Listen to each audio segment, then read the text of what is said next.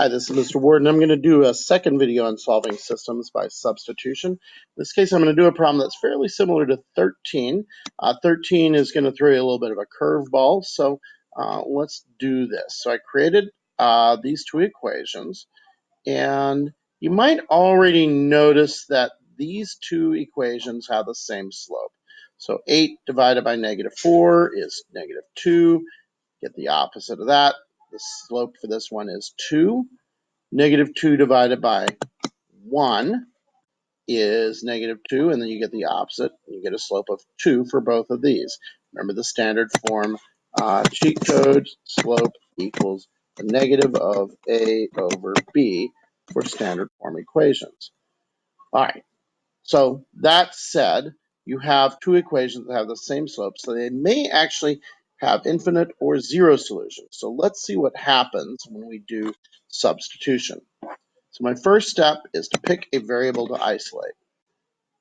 This x has an 8 associated with it. This y has a -4. This x here has a -2, but this y is all by itself. So that's the one I'm going to pick on to isolate. So I'm going to rearrange this equation like this. I'm going to add 2x to both sides. So if I add 2x to both sides, that goes away, and this becomes plus 2x plus 4. I don't need to write the plus because positive signs are assumed. And now I have isolated y. I'm going to take this expression, 2x plus 4, I'm going to replace this, not this, this y with 2x plus 4. So let me copy this, and I will replace 2x plus 4, or we'll take 2x plus 4 and replace y with it.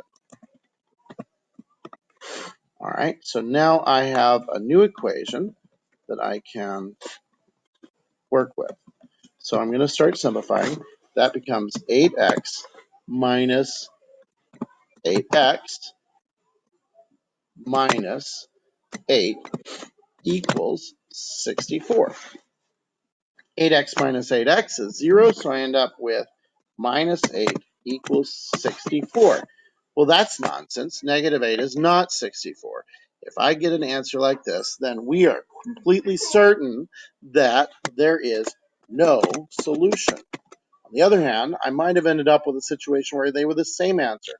If it said -8 equals -8, then I have infinite solutions. I'll do another one like that in a second.